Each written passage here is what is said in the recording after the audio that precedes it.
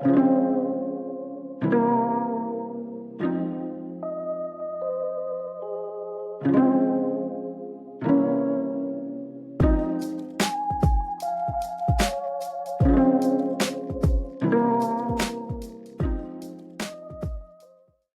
welcome to the Brown Olive Podcast, Rooftop Conversations. Today we have a special episode. We're going to be talking films, end of the year, and I have my special host, Andrew Gridges. Andrew, welcome to the show. Hey, it's good to be here. I'm glad that my cat has still not been eaten yet. This joke has been running for like months. I like you still bringing it back. I know you had like a crazy busy weekend with a lot of film. It's kind of December. It's the end of the year rush for all the big films, all the big movies being released. Tell me, I guess, how does this feel for you this time of year, December, film-wise? So it's a busy time, like you just said. I get very pumped because people may or may not know that the later that you get into a year, the more heavily packed and scheduled it is with films, with art films, with not just your action films, I don't know, the big films, like, this time of year, Forrest Gump would have come out in 94 or something like that. So this is the season where it's kind of like the big race, the race to see who gets nominated for the Academy Awards, the Golden Globes. So yeah, it's I'm pretty pumped. Tell me, I see a big poster in the back that says queer. Is this like what is It's this? Is that poster you had in high performance school, art. or what is it? No, this is so Luca Guadagnino is a I guess we can call him an now established filmmaker, well known now. He did you might have known, for the general audience, a film that he released earlier this year called Challengers, starring Zendaya. There's that. This is called Queer. It's a film that he said he always wanted to make, and it's based on the infamous unreleased novel by William S. Burroughs, called Queer, that was written in, much earlier, but then released in like 78 or something like that. And it's essentially an autobiographical fiction, an autofiction of this man. Lee, who is an expatriate and suffering from a heroin withdrawal in Mexico City, and he sort of becomes infatuated with this younger fella named Allerton, and the rest of the film is sort of pivots around that. So I guess before we get into it real quickly, and thank you for the context on that, can you tell me, I guess, like, what was it like going to the movies during this time of year? I want to know a little bit of your take before you dive into the stories. Like, what's it like going to the movies? What's the scene like? Just give me a sense of you're in theater, you're waiting in line, you're buying your ticket, whatever. Walk me through it. So I think this time of year, it's a little colder out, and the big thing with that is there's a much bigger draw to be inside, but people also want to be outside. So there's this weird paradox where people, they don't want to be at home. So they, drive out to their local, outdoor mall, since indoor malls are dead. They wander around until they see the big sign that says, come on in for Queer this showtime or something like that. So I went to specifically an art theater, nonprofit theater in Columbus, Ohio, called the Gateway Film Center. Very good place. They really do their best to bring a bunch of world cinema and lesser known films to the Ohio territory. And so when you get there, you have to park in a parking garage, and I was just feeling very pumped. I could feel the crisp, cold air. It wasn't that cold yesterday, but it was a little bit. And, you just stroll in, and they have these massive stairs that you have to walk up because they're, in a city, they're on the upper level of this building. And so you go up there, and you just go to the front counter and say, hey, I'm here for Queer. And that's how it goes. They get you your ticket. They ask if you're a member, because you can be an annual member of the Gateway Film Center, which I used to be, and I'm considering getting back into. So that's pretty nice. I never get popcorn unless I'm like going out with friends or, on a date or something like that. So I just went straight to the ticket checker and went to my theater. I was running a little behind, so I missed like one or two trailers. Walk in. You bastard. Yeah, I know. Woody Allen would berate me right now. But you walk into a theater and it's I'd say he'd do a little more than that. We can get Ronan to do some investigative journalism. But you walk into the theater, especially if you're a little late, which many people are, and it's dark. It's just it's a black box. And you're standing there at the bottom of these steps in the theater, trying to see your designated spot. You see the shimmer of silhouettes of, heads just looking at the screen, or maybe just staring at you because you're being awkward or something. And just got my seat, and we started the races. And I also, there were two other films that I saw this weekend, but Queer was the first one. And I should clarify, Queer was at the Dayton Art Theater called Neon Theaters. My friend Jonathan would be upset if I didn't say that. Nice. Well, I guess let's. So it sounds like you went like on like a film orgy, so to speak. You saw a couple movies. It's a me lot in of the movies. characters in Yeah, play. me in the movies. Tell me. Give me your review now of Queer. So Queer is a queer kind of movie for all of those. This is interesting. Let me say this. He's quoting Siskel and just. I mean, this what I just said is actually pretty interesting. So I read some, I guess, synopses. Real quickly, other spoilers. I just want to give a big warning for folks that haven't seen it yet. And it's okay if there are, but we just want to throw that warning out. Mild spoilers. Okay, mild spoilers. So you might want to tune out then, or be careful. I'll give a good little headway about the spoiler if I'm about to do anything that's there. But I'm going to try to keep away from any big things. But the interesting thing that I read about is that apparently a lot of people who went to see the movie, well, this one reviewer went to a movie theater and they started to hear these men booing in the background of the theater. And turns out these men were just like, I guess, the term still fits, but they were just bros, right? And the reviewer was saying, like, I don't know how, like, just getting past the first part of, like, not understanding that you're going to see a gay movie that's called Queer.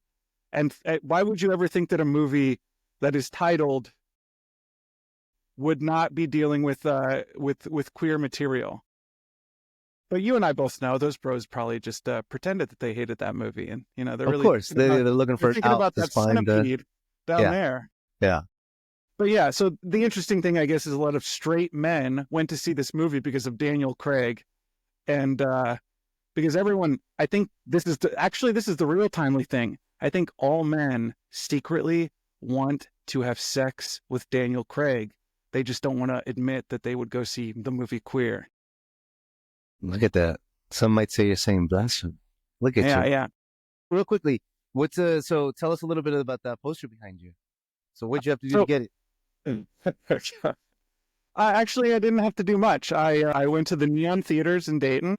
I ordered my ticket early when I was at work on Friday and rolled right in, got my ticket, boom, went in. And when I came out, the general manager / I think owner, Jonathan, is there. It's this former Wright State graduate. He's been running the Neon for at least a couple decades, and I was just talking to him about the movie, trying to get a lay of the land on other customers who saw the movie to see if they didn't like it. I was trying to get a feel for what other people were feeling about the movie. And then after talking about Guadagnino, he just said, "Hey, do you want to? Since you said you liked the movie, do you want a poster?" And I was just like, "Sure." And so we went and grabbed this poster, and boom, turns out this poster was much bigger than I thought it was. It's actual a legit film poster. That's why, right? Because it's the one that's outside the theaters. Yeah, that's so supposed to be behind the glass case. Yeah, exactly. So nice. He gave me one of the legit ones, which is great because I actually love the movie, and I will definitely put this up. So I know that you're working on your, we're gonna before like around end of year special Christmas release time. Mm-hmm. You're gonna do your top movies of 2024. Yes. We did talk about, you gave the caveat that, some folks are releasing it. They're doing the reviews a little too early because there are Christmas Day releases of some good movies that we want to not ignore, or, we're all not privy to those early screener videos or whatever. So that being said, I guess walk us through Queer. You gave us a little bit of context about like what it was about, who's in it. Give us your assessment, your review. So, as I said before, Queer is about a writer expatriate named Lee, who is in Mexico City. excuse me. And he is kind of just cruising. He's cruising around. You know, he's spending his time bouncing back and forth between getting wasted and, excuse me, getting fucked, and rinse and repeat. Or actually, Aren't we all though? Aren't we all somewhere? I don't think he's rinsing. Actually, there is no rinsing. He's just repeating, just letting it dry. but he is portrayed by the famous Daniel Craig, who I think is maybe underrated. I'll say underrated in his dramatic, you know, Oscar season performances. A lot of people are surprised that he would portray a gay character, but actually before he was Bond, he had several films, I hear, that were queer oriented.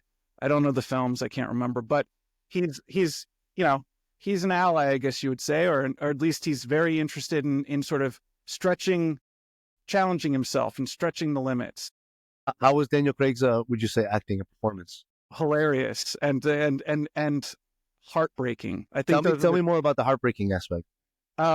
So Lee is a sad man, and you know, like I said, all he's doing is cruising and you know, getting sauced, and most of the time there's this weird sense of sort of like losing he's sort of dissociating, right? He's dissociating from his environment, from the from everything. There's even a scene towards the beginning where he's at a bar with his friend, played by Jason Schwartzman, with a very good performance, I have to say. Very good. He's essentially playing Allen Ginsberg. Really? Well, that's I didn't know about that. Okay. I mean, he looks, you know, he's got the beard. He's like a more weighty. He's Allen Ginsberg at, you know, the earlier time of his life. And the character that he plays, I'm trying to remember the name, is Joe Guidry, Jason Schwartzman. So he's sitting at a bar with Joe, and you know, they're starting to get sauced, and you know, this is our first introduction to Joe, who's, you know, he's kind of like one of those playful eccentrics with the, you know, he's not afraid to say something a little over the line, and even if it is over the line, he'll just go you know, and like try to give him a hug. He's that kind of creep, right? But during this scene, the dissociating that I'm talking about is that Daniel Craig's sitting there and he's just holding this glass and a cigarette, and he's just like kind of doing this. And then all of a sudden he literally starts to dissolve away in the shot. His body starts to become transparent. And then Joe's like, Lee, and he sort of comes back.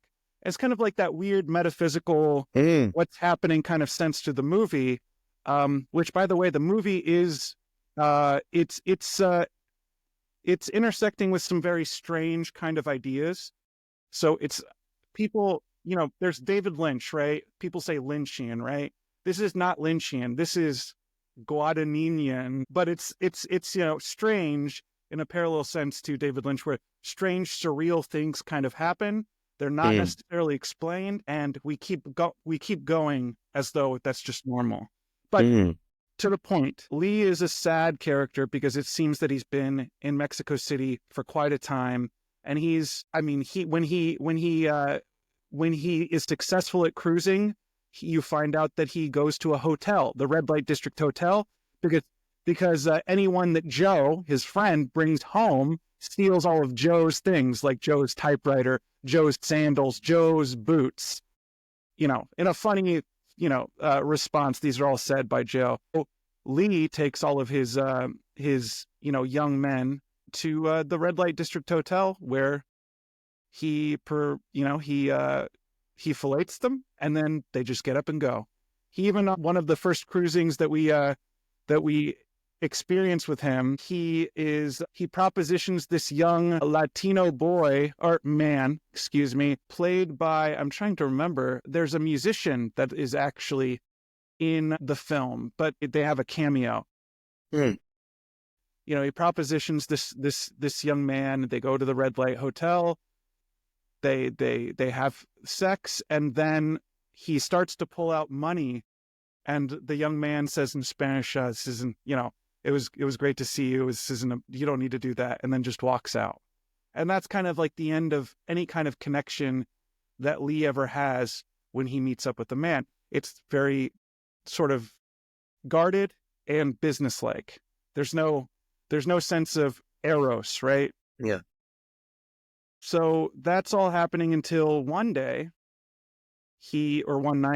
he is walking out of a bar down the street and he comes upon a group of men who are watching a cockfight.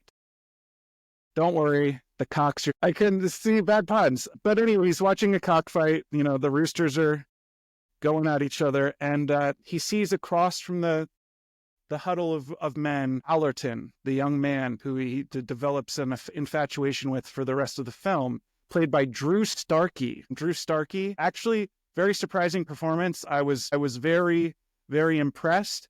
I think that I'm trying to remember, but one of the shows that he's in, I guess that he's famous for, is Outer Banks on Netflix, I think. So for any of you out there who are Outer Banks fans, if you want, Drew Starkey gets queer. And so the rest of the film, Lee is sort of trying to proposition this young man to hang out. But he's also wondering, is he gay? Right. Is he not?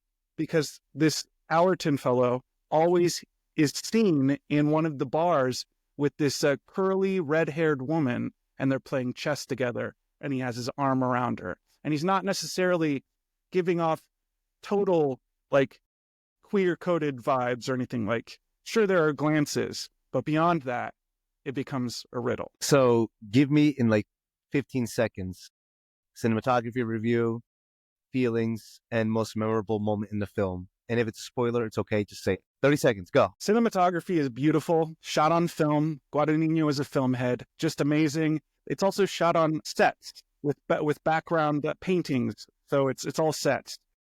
It's beautiful, bizarre. Cinematography, I think, will be nominated. And my favorite scene is, it's probably any time that Joe's around. When Lee and Joe are interacting, you know, just being goofy, a goofhead. There is a scene at the end that references 2001: Space Odyssey. And I think that is something very interesting.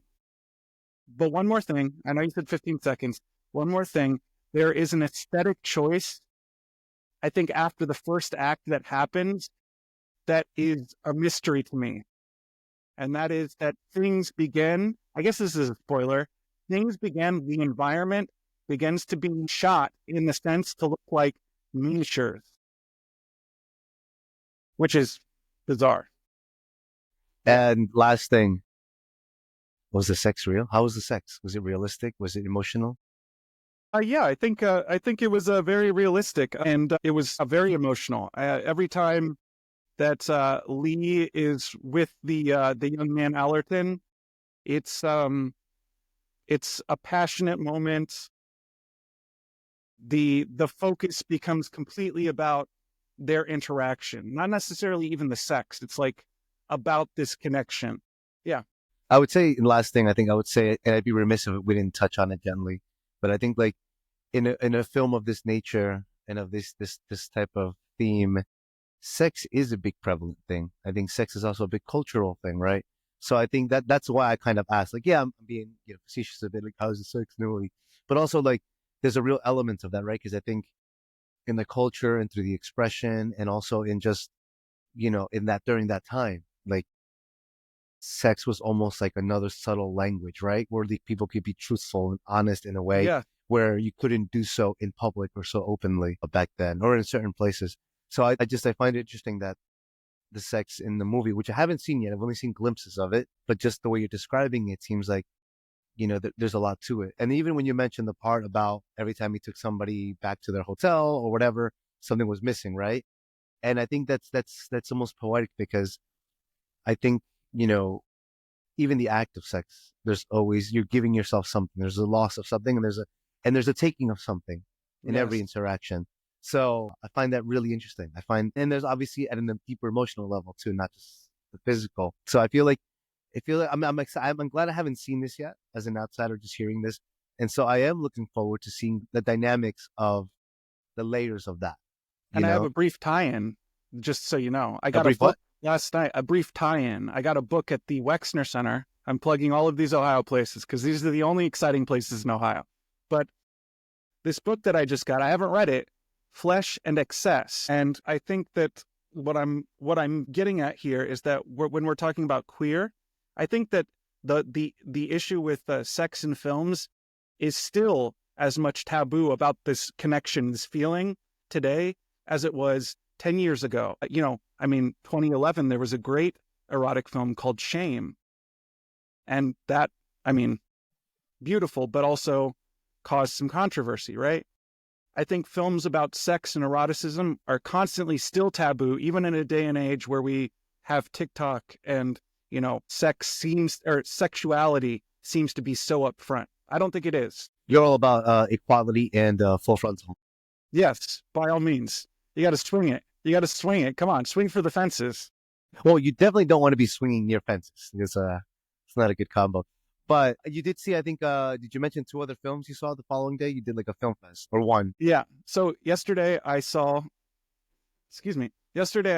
The Return, starring Juliette Binoche and Ralph Fiennes, which is a semi-adaptation of the great Homer's The Odyssey, specifically only like the last quarter of the book.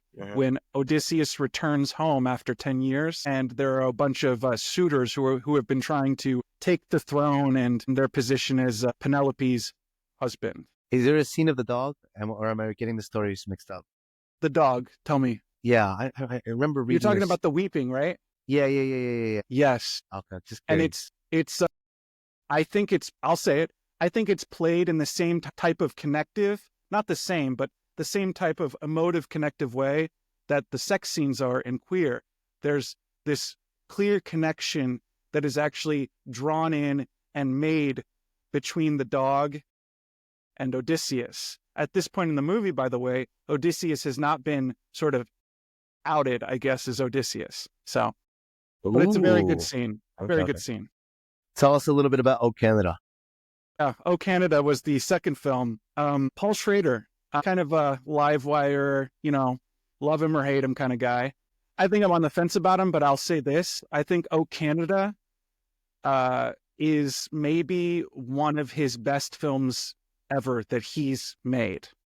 I really think that. I think this and the film with Ethan Hawke. I'm drawing, my mind stopped. The one where he's with his wife? No, Ethan Hawke as the priest. First Reformed. Yeah. Those 2 films are late era great Paul Schrader. O Canada is about a man who is his Leonard Fife, Leo Fife, played by Richard Gere, in a show-stopping performance. I hope he's nominated. I don't know, but I hope he is. Who is an aging, ill documentary filmmaker in Canada who gets propositioned by former students to be in a film about his life. And essentially the film, he takes this as like a chance to confess his life, to confess the truth about his life. And I think O Canada really is about, I wrote this down, is about the mystery isn't about an investigation, but the mystery is what happens when we collect memories and then we look back on our lives. That's the mystery. Yeah. Ooh, and it's almost like meta, right? Because like it's a film yes. about a documentary about a man's life, and we're seeing the film about the man's life, telling a story through the documentary. Exactly. And the stories outside of it. So that's very, very meta. Interesting. Okay. And you're saying that Gere, you think should be nominated, should get some accolades for his acting. Okay. I do. It might be next level. Might be. So, I mean, and it's also timely because he's at not, I don't want to say at the twilight of his career, but he's up there, right? He's getting there. He's of age. And, so tell me, out of the 3 movies you saw, which one is number 1? That's it. I just want to know number 1. This is too tough. I guess this is what you do to a critic. You put him in the corner and you ask him. Yeah, you put me in a corner. That's the worst thing you could do to them. So my sort of, and they'll never tell you which is one. They'll give you like a very long-winded reason why. My gut says say queer, and I think queer because how strange it is. I think queer is an experiment, and I mean that by not necessarily the filmmaking in the sense, but like the filmmaking in the sense of what it causes the audience to feel something. I think that's the experience, the experiment. My sort of thought out answer was like, oh, Canada, And that might be for more of the mysterious reasons, but I need to think about that a little more. Now, real briefly and real, real reductively or reductive, what kind of person, who are the type of people that would appreciate Queer, O Canada, and the Ray Fiennes movie? So people who like O Canada, I think they'll be the ones who might have seen the Todd Haynes film, I'm Not There. That's sort of a meta adaptation of Bob Dylan's life. Sort of like this multifaceted Rubik's Cube kind of story where it's not necessarily a mystery, but you're left to try to figure out things with your own opinion. That's O Canada. Also, it's Paul Schrader. So if you have anything against Paul Schrader, whatever, I would say still go see it. Then Queer is, aside from being for the queer crowd, I think Queer is just a really fun, sad movie. So it's kind of giving you a full arc. You start off with this sort of like vibrancy that's a little sad, and then you get to this sort of introspective moment, and the rest of the film is a swirl of introspection. Mm. So I'm trying to think of something that would be like. Maybe that gives you enough. And then The Return is this elegiac, solitary film that's a little brutal. I would call it an anti-mythos film because they it's mythic in the sense that they take out myths from the film. Specifically, I think because it's only this last part of the Odyssey, and it's realistic in its brutalism. It's stark. The speeches it feels alien, like it's from another time. So I would say the film if you saw the film by Robert Eggers, about the Vikings, I think that would be those type of films. Those viewers would want to see this. Nice.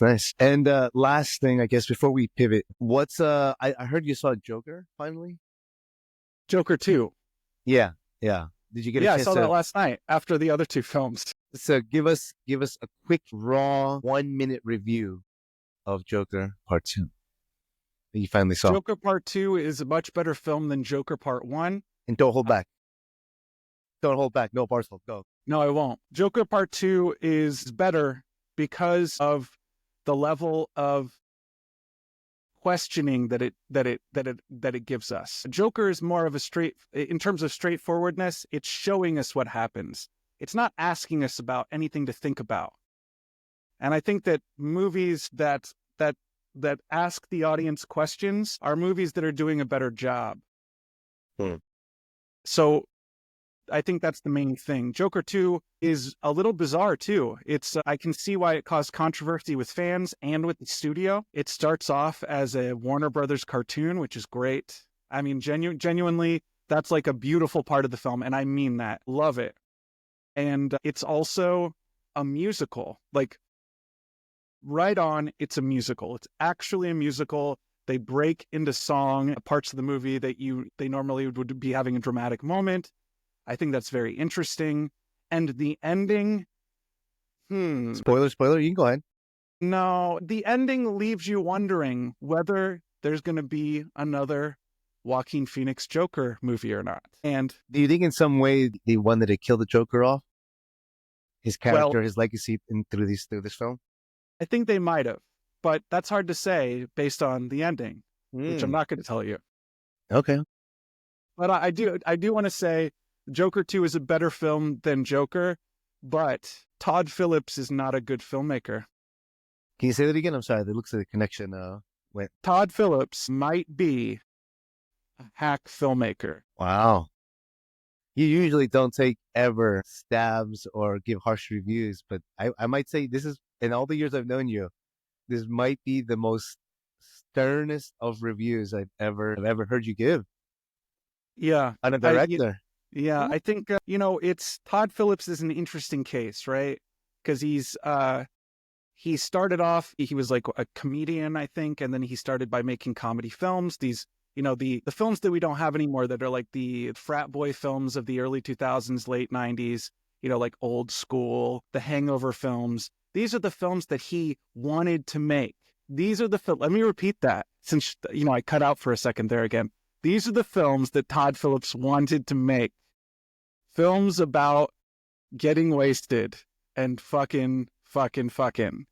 Those are the films. That's what Todd Phillips thinks about, you know? So you're saying that this was like a clear stretch of him being forced into a box to be something that he's maybe not, and that's why we get this like revulsion type film. I don't think he was being forced. I think he forced himself, because I think that Todd Phillips wants to get some cred and he wants to get Oscars. Do you think this is his way of revolting to be seen like as a real director? Yes, because if you look at Joker 1 is essentially 3 films. It's The King of Comedy meets Taxi Driver meets, well, I'm not sure, but it's essentially. But wasn't he already there on the way with Joker 1?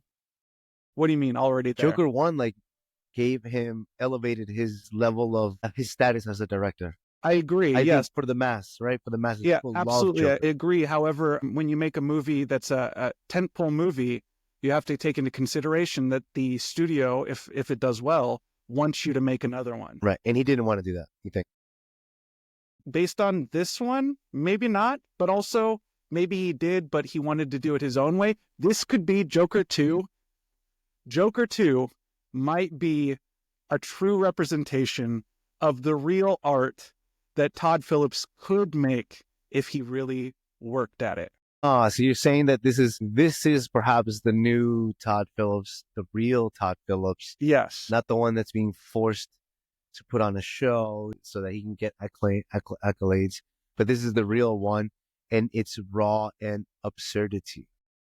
Yes. There's an absurdist tone to his work that is emerging that you think is probably the real Todd Phillips. That is the real director, and you actually like that. I appreciate it. I don't know if I like it, but I appreciate it. Digest it a little bit. Okay. Yeah. Oh, that's really interesting. So that's what I would say. And again, for anyone who's expecting a straightforward film, leave your expectations at home, not even at the door. Wow. Okay. Well, we'll take a quick break here.